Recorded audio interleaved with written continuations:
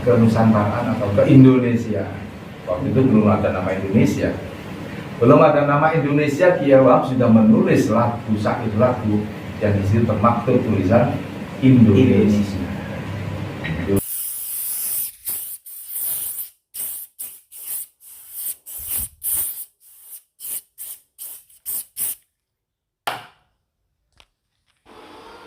Assalamualaikum warahmatullahi wabarakatuh. Kembali lagi bersama saya Agus Muhammad Reva Mashuri untuk keluyuran di pondok pesantren yang ada di Indonesia. Mencari sejarah, mencari hikmah, mencari barokah, dan ikutilah saya dan jangan lupa subscribe, like, and share, dan kita cari berkah. Assalamualaikum warahmatullahi wabarakatuh. Sehat-sehat. Alhamdulillah. Matur nuwun nyampe sini. Waduh, senang banget saya. Ayo, masuk. Assalamualaikum warahmatullahi wabarakatuh. Waalaikumsalam. Selamat datang ya di Reva Channel. Yes. Terima kasih. Berbicara tentang Bapak Beras. Ini kalau ngomong sejarahnya ya kita akan flashback jauh ratusan tahun ke belakang, Bos. Generasi awal di tambak beras ini namanya Kiai Abdus Salam. Tahun 1800-an awal, sekitar 1825. 1825. Masih ingat ya waktu itu ya? Ada peristiwa perang di Ponorogo. Oh, gini. Nah, rentang 1825 sampai 1930, 1830 itu perang Ponorogo. Santri-santrinya Pangeran Ponorogo yang notabene juga alim, banyak yang alim dan mempunyai rasa perjuangan. Nah, itu kemudian juga salah satunya Kiai Abdus Salam. Kiai Abdus Salam. Kiai Abdus Salam dilakopi dengan julukan Kiai Soihah. Mbak Yasin. Oh. Hingga dan ilah soihatan wahidatan. Lain itu soihah. Satu gertakan. Satu gertakan. Berarti Kiai Abdus Salam itu dapat nama Kiai Soihah. Di kalangan koleganya sesama prajurit, beliau terkenal punya satu ilmu yang cukup dengan satu ilmu itu nggak ada lafadznya, nggak ada katanya, musuh sudah bergelimpangan. Karena soihah itu artinya gertakan. Gertakan.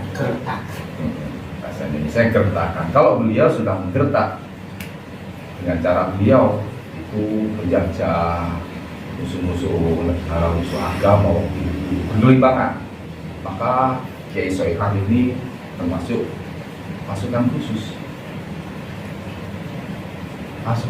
dulu. Pasukan khusus dari Pangeran Ponorogo. Kira-kira begitu. Masya Allah. Ya Abdus Salam, nama aslinya Nama masih aslinya. dipanggil biasa Kiai Soihah. Kiai Soihah. Baik, saya lanjutkan. Jadi rentang waktu itu Kiai Soihah mungkin sebagai prajurit yang istimewa ya, beliau jadi privilege atau otoritas yang sifatnya independen untuk entah kamu menjalankan misi sendiri. Nah, barangkali gitu. Tapi untuk bagaimana mengusir Belanda? Itu zaman penjajahan, nah kita masih dalam kolonialisme Belanda. Kiai Abdus Salam datang ke tambak beras dan beliau mendirikan satu surau, 3 buah kamar, surau dengan 3 buah kamarnya. Nah, beliau kemudian di situ mengajarkan semua agama sebagai kiai dan juga sebagai komandan perang. Jiwa prajuritnya tidak hilang sebagai pasukan Pangeran Ponorogo. Kiai Soihah dengan santrinya kira-kira 25 orang waktu itu ya. Nah, makanya disebut Pondok Selawe oleh masyarakat. Pondok Selawe. Selawe itu bahasa Jawa. Bahasa Indonesianya 25. 25. Itu angka, tentang angka Selawe. Berarti dulunya tidak namanya Pondok Tambak Beras Ya, atau Bahlulung, belum ada. tapi Pondok Selawe. Dengan 3 kamarnya dan santri sejumlah 25. Itu santrinya Kiai Abdus Salam. Santri-santrinya pun bukan orang sembarangan. Sehingga kebanyakan ya orang-orang yang kita misalnya para ulama, kan orang-orang dari keraton. Oh, keraton. Kiai keraton. Karena semangat keagamaan itu kan nyantri kan.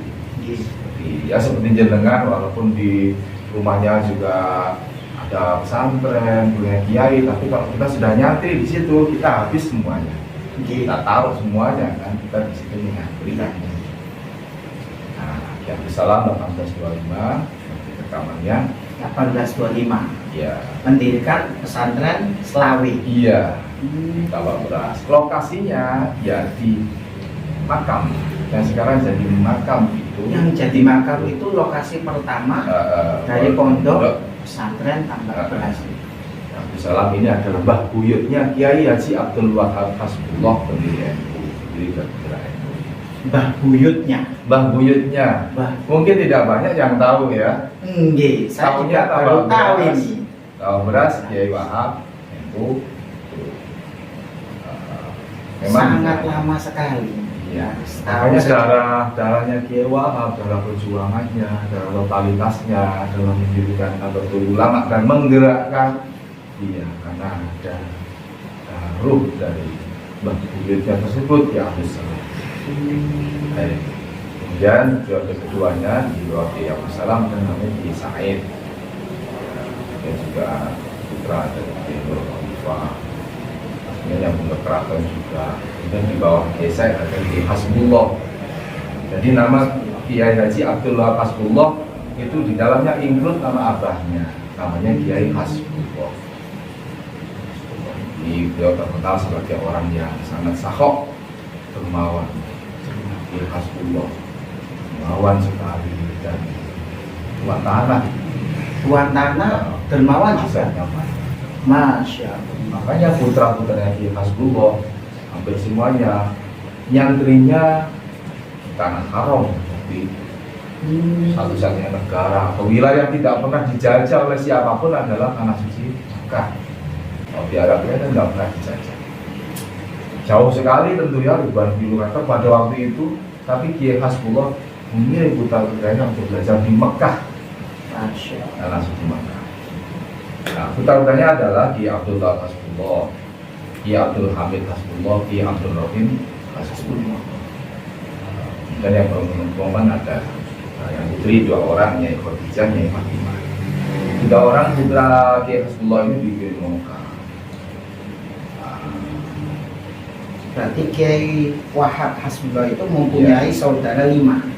Iya. Tepatnya 2 putri dan 3 putra. Dari situlah Pondok Tambak Beras mulai awal baru menjadi sebuah nama Tambak Beras. Ketika putra Kiai Hasbullah Kembali yang namanya Abdul Wahab itu Kiai Wahab, Kiai Wahab bersama Kiai Hashim atas restu Syekh Muhammad Khalil Bangkalan yang mendirikan Nahdlatul Ulama. Dan kemudian Kiai Khalil Bangkalan merestui dengan isyarat tongkat juga.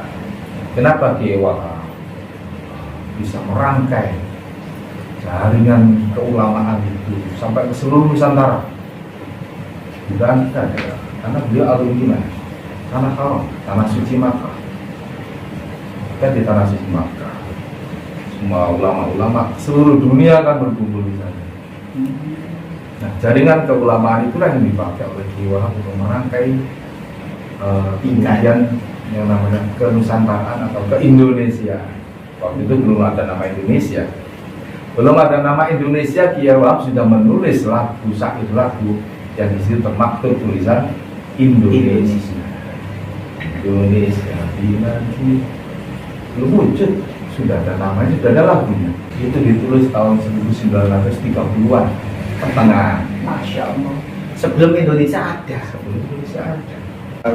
Kita ngomongkan Indonesia itu nama Indonesia mungkin salah satunya kontribusi dari Kiai Haji Wahab Hasbullah.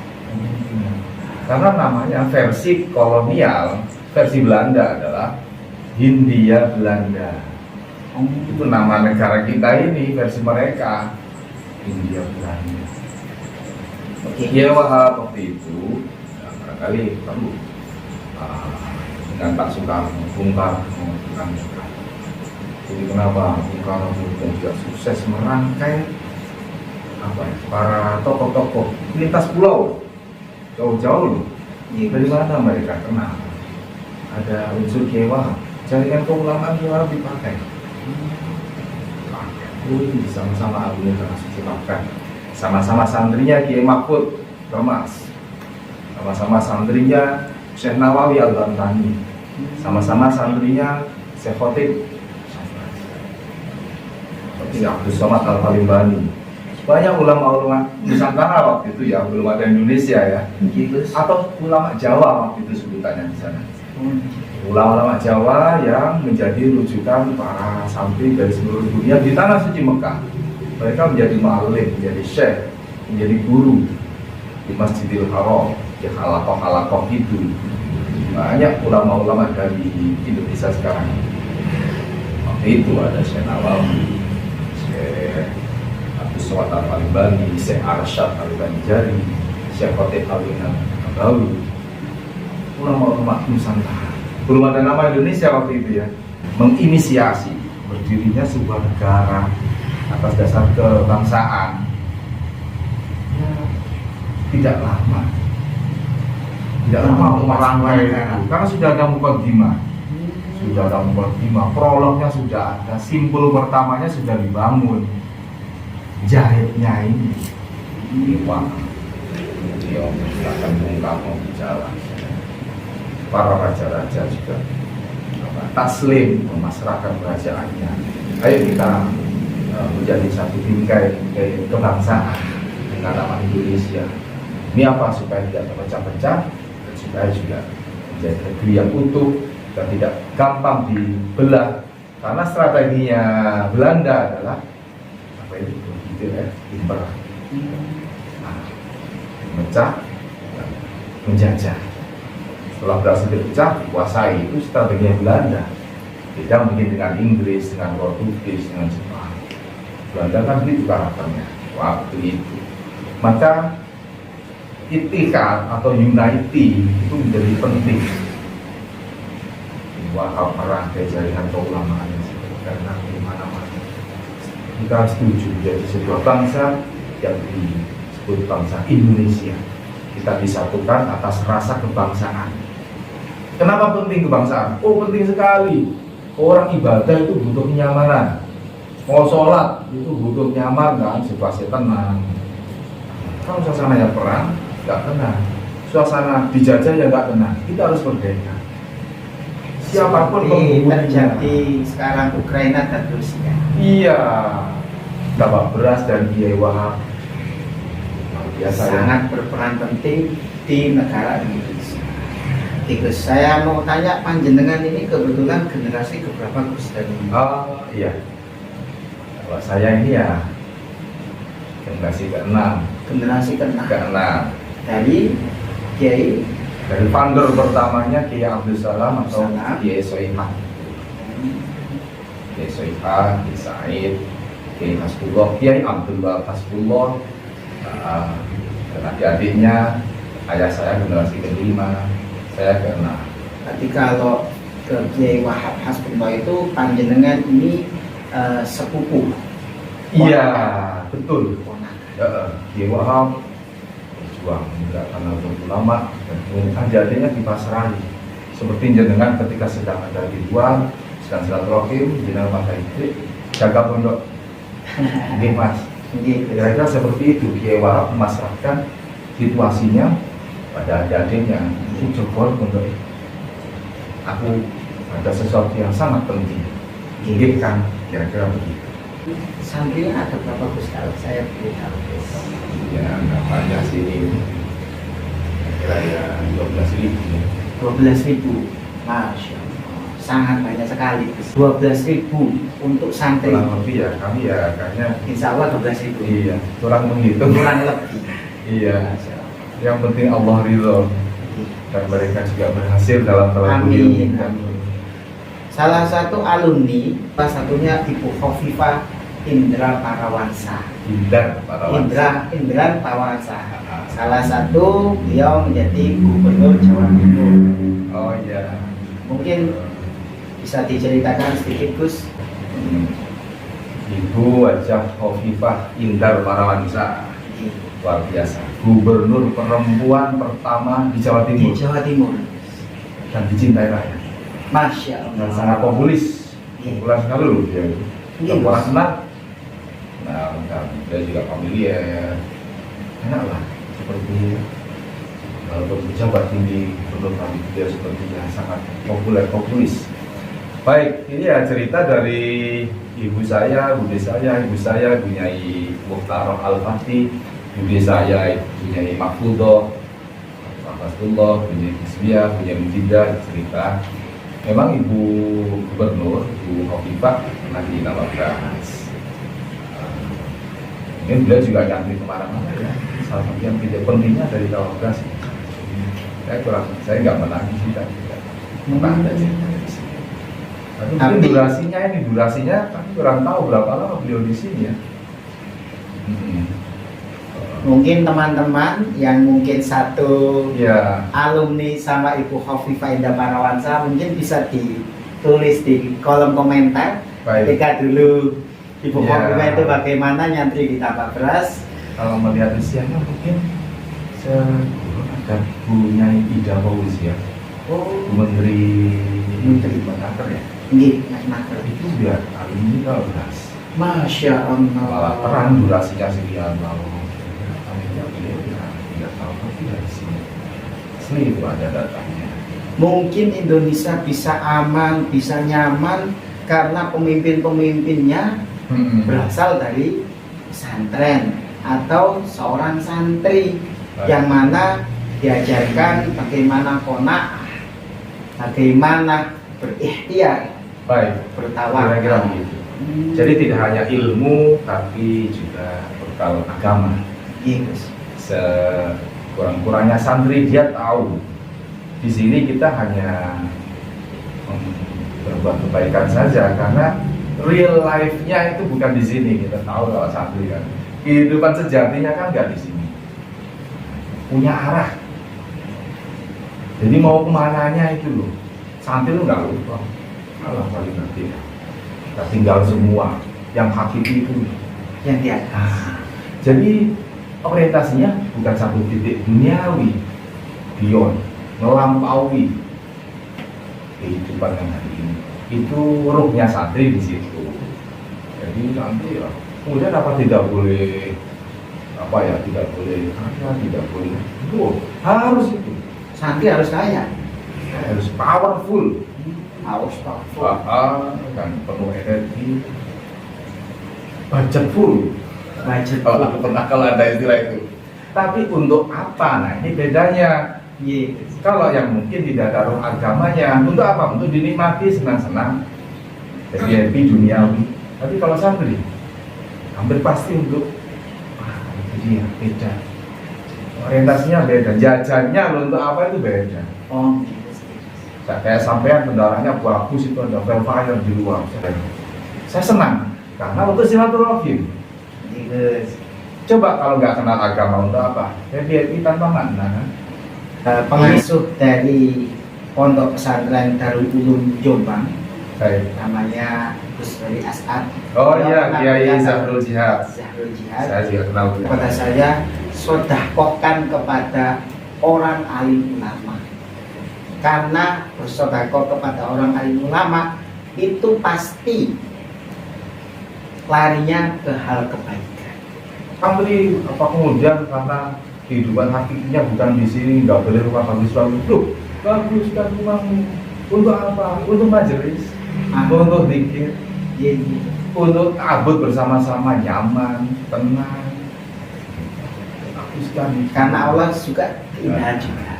Itu loh, untuk apanya itu loh yang beda. Kalau santri dengan ya mohon maaf awam barangkali ya. Tapi orang awam pun tidak selamanya awam. Ya kadang-kadang juga spiritnya juga ada seperti beda ekspresinya. Banyak terus alhamdulillah. Terus mungkin pesan-pesan atau visi misi dari Tambak Beras Gus untuk santri Tambak Beras? Pesannya simpel saja, kerjakan yang baik, berbuat yang baik saja, dan ya let's go, mengalir saja. let us flow. Itu bahasa Inggris itu. Saya juga senang bahasa mengalir seperti air. Kayak ya. Ya, yang penting ya kita jiwa santri harus tetap ya kita tanamkan dalam diri kita, dan kita harus melakukan yang terbaik. Saya juga sekuat tenaga, tapi itu untuk apanya? Dalam rangka ta'abbud dan tabarruk dan menegaskan keyakinan bahwa Allah Akbar, Allah Maha Besar itu iya, sampai tertanam dalam jiwa santri. Segala hal itu menyangkut ke atas, mensyukuri segala hal. Penonton channel Gus Reva, selamat, Anda sudah berada di channel yang tepat, channel yang membuka khazanah pikiran kita bahwa negara ini tidak hadir begitu saja, tapi negara ini ada diperjuangkan. Negara ini diperjuangkan, bukan hadiah dari siapa, dari penjajah kayak negara tetangga, bukan kemudian muncul begitu saja, tapi diperjuangkan oleh para ulama kita, para kiai-kiai kita. Dan selayaknya kita beragama itu juga menjaga keberlangsungan negara atau kebangsaan. Jangan sampai beragama kemudian menafikan kebangsaan, keliru. Atau hanya berbangsa saja tanpa ada agama, juga tidak tepat. Dua-duanya berjalan seiring, senafas, seirama.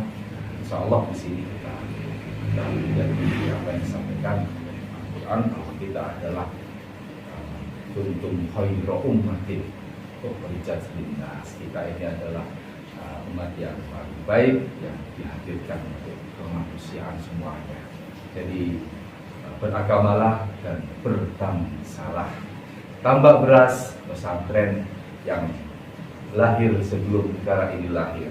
Tambak Beras beragama 100%. Tambak Beras Muslim 100%. Tambak Beras beragama dan berbangsa. Terima kasih.